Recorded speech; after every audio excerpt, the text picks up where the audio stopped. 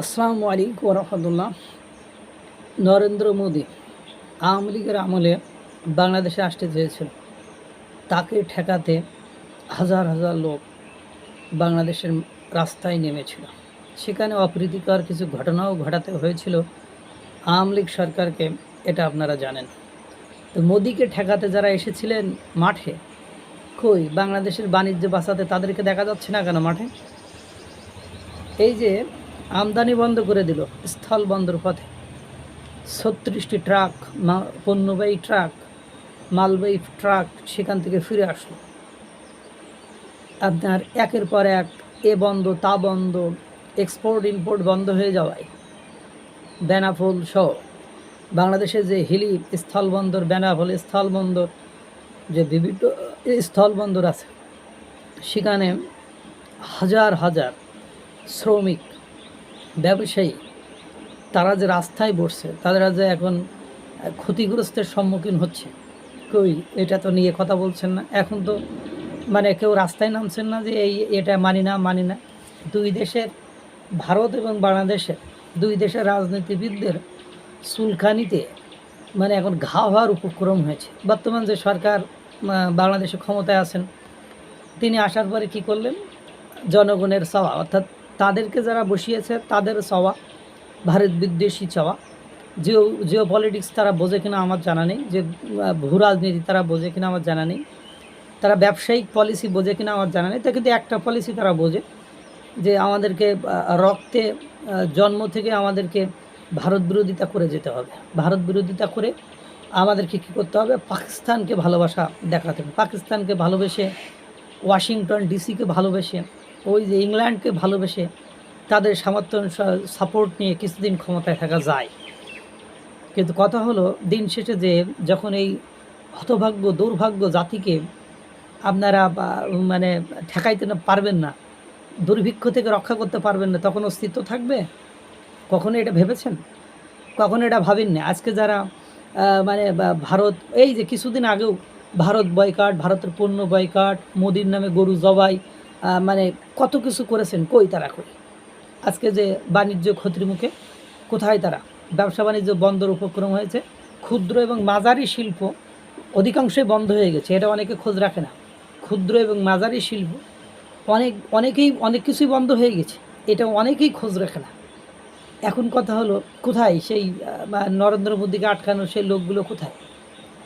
আজকে যে বেনাপোল, বাংলাদেশের সবচেয়ে বড় স্থলবন্দর বেনাপোল সহ বাংলাদেশের বিভিন্ন স্থানে লাখ লাখ লোক কর্মসংস্থান হারাচ্ছে। হিলি স্থলবন্দর নিয়ে সেদিন একটা রিপোর্ট দেখলাম, শুনশান অবস্থা, যেখানে প্রতিদিন 150 থেকে 200 পণ্যবাহী ট্রাক আসতো, সেখানে এখন পণ্যবাহী ট্রাক আসতেছে মাত্র 30 থেকে 35 ট্রাক। এখন তারা বলছে আমাদের খুব অবস্থা খারাপ, আমাদের কর্মসংস্থানের অভাব নেই। সেন্ট মার্টিনের মানুষ ইতিমধ্যে দুর্ভিক্ষে পড়ে গিয়েছে, তারা সেখান থেকে উদ্বাস্তু হয়ে, অর্থাৎ সেখান থেকে পালিয়ে অন্য জায়গায়, পালিয়ে না, সেখান থেকে ঘরবাড়ি ছেড়ে অন্যত্র চলে যাচ্ছে পরিবেশ সংরক্ষণের জন্য। আজকে আপনি রিক্সা বন্ধ করতেছেন, আমি চাই রিক্সা বন্ধ হোক, যানজট বন্ধ হোক, এভরিথিং বন্ধ হোক, কিন্তু তারপরে আপনার কিন্তু বিকল্প ব্যবস্থার কথা ভেবে তারপর করতে হবে, যে এই লোকগুলো যারা এই কর্মসংস্থানের করে খায়, তাদের উপায় কী হবে? গার্মেন্টস শ্রমিক হাজার হাজার তারা চাকরি হারিয়েছে। একজন ব্যবসায়ী তো বলেই ফেলেছে যে বাজারে আলু পটলের চেয়ে যৌন পতিতাদের দাম গাজীপুরের দিকে সস্তা। গার্মেন্টসের শ্রমিকরা এখন 20-50 টাকায়ও তারা সেক্সুয়াল অফেন্স করতেছে, অপকর্ম করতেছে, অঘটন ঘটাচ্ছে। কই ভারতেও তো বাংলাদেশের ব্যবসা বাণিজ্য হয়, ভারতেও তো বাংলাদেশের মানুষ ব্যবসা বাণিজ্য করে। ভারত থেকে পণ্য নিয়ে বাংলাদেশের মানুষ, এই যে জামা কাপড় থেকে শুরু করে জিরা, আলু, পেঁয়াজ, সব কিছু, যারাই এই ব্যবসা বাণিজ্যের সাথে জড়িত ছিল, তারা কি ভারতীয় যে আমদানি করতো, ওই দেশ থেকে আমদানি করে এদেশে তারা লাভবান হতো, বা তারা ব্যবসায়িক কর্মকাণ্ড চালাতো? এরা কি ওই চীন থেকে বাংলাদেশে এসে ভারতের পণ্য নিয়ে এসে ব্যবসা বাণিজ্য করে না তো? এরা তো বাংলাদেশেরই জনগণ। যেহেতু এরা বাংলাদেশের জনগণ, তাহলে যখন আপনার আমদানি রপ্তানি বন্ধ হয়ে গেল, তাদের সোর্স অফ ইনকামের মাধ্যমটা কি হারিয়ে ফেলেছে না? তো যখন এটা হারিয়ে ফেললো, তখন আপনার করণীয় কী? আপনার কি হলো? এই যে কিছুদিন পরে দেখবেন, যারা এই মানে ভারত পণ্য বয়কট এসবগুলো বাণিজ্যিক, আমার কথা হলো বলে বাণিজ্যের বিষয়টা বাণিজ্যের জায়গায়, জিও পলিটিক্সের বিষয়টা জিও পলিটিক্সে। আর এমনি আপনার হাসিনা আপনার ভারতকে সুযোগ সুবিধা দিয়েছে কেন? এখন পাকিস্তানের সাথে বর্তমান সরকার এত মাখামাখি কেন করছে বলেন আপনারা? আমেরিকার সাথে এত মাখামাখি কেন হচ্ছে বলেন? যে সরকারই আসুক না কেন তাকে কাউকে না কাউকে সুযোগ সুবিধা দিতেই হবে। আমি আমি বলছি না এটা মানে মানে ন্যায্য হিস্সা আমরাও চাই, ন্যায্য হিস্সা হোক, কিন্তু কথা হলো ন্যায্য হিস্সা চাওয়ার জন্য আপনার ন্যায়সঙ্গত একটা পলিসি বা সিস্টেমের ভেতরে যেতে হবে। আপনি হঠাৎ করে এসে আপনি যার আন্ডারে কাজ করেন বা যার অধীনে থাকেন, যার উপরে অনেকটা আপনি ডিপেন্ডেন্ট হয়ে গিয়েছেন, তার সাথে চোখ রাঙায় কথা বললে সে আপনার চাকরিটা যদি খেয়ে ফেলে তাহলে আপনি কী করবেন? ডক্টর মোহাম্মদ ইউনূস সাহেব অনেকের চাকরি থেকে অব্যাহতি দিয়েছে, অনেকের চাকরি, গতকালকে দেখলাম মৎস্য এক কর্মকর্তাকে স্থায়ীভাবে বরখাস্ত করা হয়েছে সার্ভিসের কমেন্টে পোস্ট করার। তা কথা হলো বিষয়টা তো এরকমই, ভারতের ক্ষতি হচ্ছে, ঠিক আছে হচ্ছে, তারা তারা তো বলছে না যে তাদের ক্ষতি হচ্ছে না, কিন্তু কথা হলো আমরা তো মানে ভারতের ভারতের উপর বেশি ডিপেন্ডেন্ট থাকে। আপনি চীনে পাঠাবেন, চীনে যাইতে গেলে তো আপনি ভারতে যাবেন, আপনি কিসে যাইতে পারেন? ভারতে আপনি মানে বেনাপোল থেকে আপনি গাড়িতে যাইতে পারেন, আপনার ঢাকা থেকে বেনাপোলে আসতে 800 টাকা লাগে, আর ওখান থেকে আপনার ভারতে যাইতে পারেন মানে 2000 টাকা, অর্থাৎ 2000 টাকায় আপনি আপনার কর্ম সেরে নিতে পারতেছেন, আপনি চিকিৎসা সেবার জন্য যেতে পারতেন।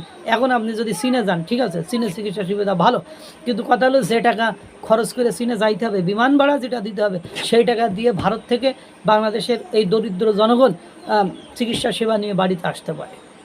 এখন আপনি বলবেন আমি ভারত প্রীতি, না আমি ভারত প্রীতি দেখাচ্ছি না, জাস্ট আমি এটা বোঝাতে চাচ্ছি যে আপনি বাংলাদেশের বাণিজ্যটা আপনারা কোথায় নিয়ে দাঁড় করিয়েছেন, বাংলাদেশের অবস্থাটা আপনারা কোথায় নিয়ে দাঁড় করিয়েছেন।